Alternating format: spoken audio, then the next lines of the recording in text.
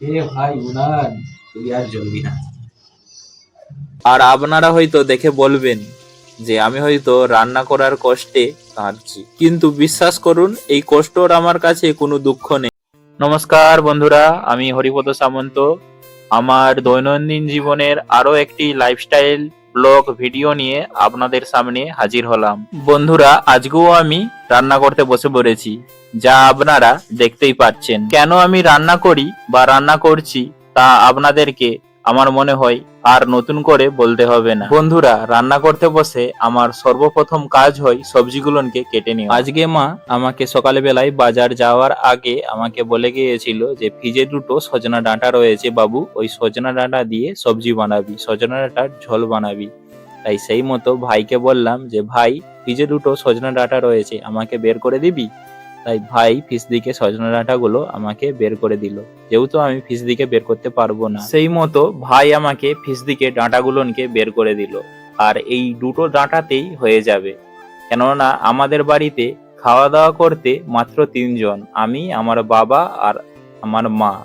তাও আবার আমার বাবা সজনা ডাঁটা খায় না। আর জানেন তো বন্ধুরা, আমার দুটো পায়েতে সেন্স নেই, আমি নিজে থেকে পা দুটোকে লাড়াতে পারি না। তাই হাতে করে পা দুটোকে চাকিয়ে আর পায়ের নিচে বুটিটাকে এইভাবেই ঢুকিয়ে দিই, আর তারপরে সবজিগুলোকে বসে কেটে নেই। কেউ পরিকল্পনাই করতে পারবে না যে প্যারালাইসিস হয়ে যাওয়ার পরেও এইভাবেও কাজকর্ম করা যায়। আসলে বন্ধুরা, আপনি যে কোনো কঠোর পরিস্থিতিতেই থাকুন না কেন, যতই খারাপ পরিস্থিতিতে থাকুন না কেন, আপনার মনে যদি বিন্দু মাত্র একটুও যদি বেঁচে থাকার চাহিদা থাকে, তাহলে যে কোনো পরিস্থিতিতেই আপনি থাকুন না কেন, সবকিছুই কিন্তু কাজ আসান মনে হবে, সহজ মনে হবে। দেখুন বন্ধুরা, এই এত বড় পিফেটা কাটলাম, এই পিফে দুটো কাটার পরে আমি রীতিমতো তো অবাক হয়ে গেলাম, কেননা এই পিফের মধ্যে মাত্র 2 পিসই দানা রয়েছে, গোনা 2 পিস দানা।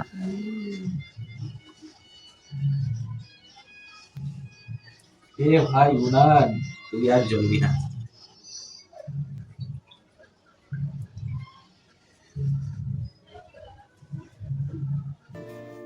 একেই বর্ষাকাল, তার উপরে কাঠগুলো হয়েছে স্যাঁতস্যাঁতে, তাই উনান একটু করে ধরছে, আর কিছুক্ষণ পরে আবার নিভিজিয়ে ধোঁয়া হচ্ছে। আবার আমার এই অবস্থা দেখে আপনারা বলছেন যে ভাই টুলে বসে রান্না করো। এবার এইখানেতে আপনাদেরকে আমি কিভাবে বুঝাই বলুন তো, আমি কিভাবে এই টুলে বসে রান্না করব। একবার ভেবে দেখেছেন, যেখানে আমার কোমরের নিচ থেকে কোনো সেন্সই নেই, আমি এইভাবে ছাড়া বসে ব্যালেন্স করতে পারি না আমার শরীরটাকে, সেইখানে টুলে বসে কিভাবে শরীরটাকে ব্যালেন্স করব বলুন তো, পড়ে যাব না আমি? দেখুন বন্ধুরা, আমি সমস্ত কিন্তু সবজিপত্র কেটে নিয়েছি, তারপরে জায়গাটাকে খুব ভালো করে পরিষ্কার করে নিয়েছি। আজকে আমি রান্না করব সজনা ডাঁটা দিয়ে, আলু দিয়ে, বেগুন দিয়ে, পিঁপে দিয়ে, কাঁচকলা দিয়ে ঝোল, আর কুঁদরি ভাজা, আর হবে মাছের ঝাল। আর এখানে মাছ রয়েছে, দেখুন আমার বাবা ধুয়ে দিয়েছিল, আমি হলুদ মাখিয়ে রেখেছি ভাজবার জন্য। ভাতটা হয়ে গেলেই মাছটা ভেজে নেব। দেখুন বন্ধুরা, উনুনটা কিন্তু এখন বেশ ভালো জ্বলছে, আর এই ভালো উনান জ্বলছিল বলেই ভাতটা কিন্তু হয়ে গিয়েছে। এখন দেখুন আমার বাবা ফ্যানটা গড়িয়ে নিচ্ছে, যা আমি কখনো নিজে থেকে পারবো না গড়াতে।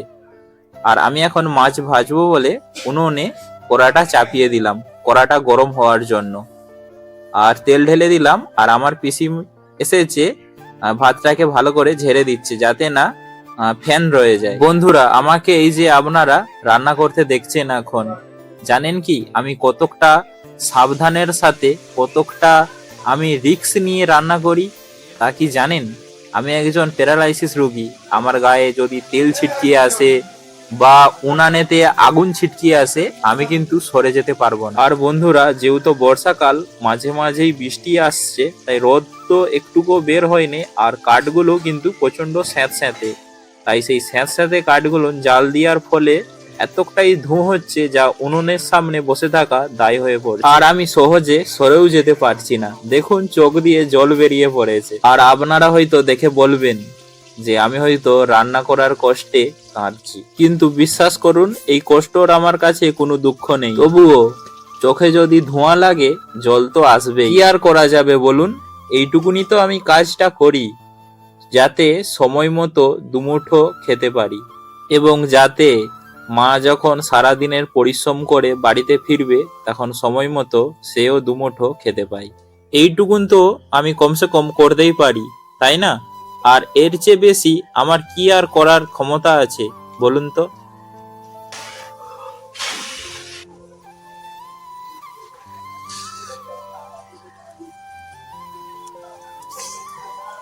বন্ধুরা, ফ্রিজেতে বেটে রাখা মশলাগুলো শেষ হয়ে যাওয়ার ফলে পিসিকে ডেকেছিলাম একটু মশলা বেটে দেওয়ার জন্য, কারণ পিসি না মশলা বেটে দিলে একা একা আমি মশলা আনতেও পারবো না আর বাটতেও পারবো না। এই মশলাটি পিসি কিছুক্ষণ আগে আমাকে বেটে দিয়ে গিয়েছিল, যা আমি এদিকে একটু নিয়ে মাছের ঝালটা করে নিয়েছি। এখন এই মশলাটা দিয়ে আমি ঝোলটা করে নেব।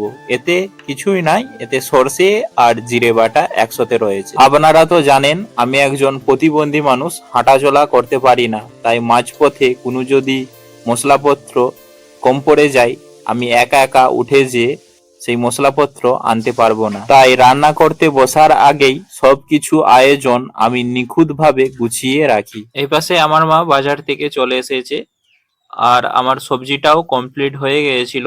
আমার মা সবজিটাকে নামিয়ে ঘরেতে রেখে দিচ্ছে। আর এই পাশে কুঁদরিতে নুন হলুদ আমি মাখিয়ে রেখেছি আগে থেকে, আর এই পাশে কড়াটা বস করিয়ে দিয়েছি। আর দেখুন আমার মা এসে কুঁদরিটা ভেজে নিচ্ছে। এই কুঁদরিটা ভাজা হলেই আমার রান্না কমপ্লিট হয়ে যাবে। তারপরে সবকিছু গুছিয়ে আমি ঘরে উঠে যাব।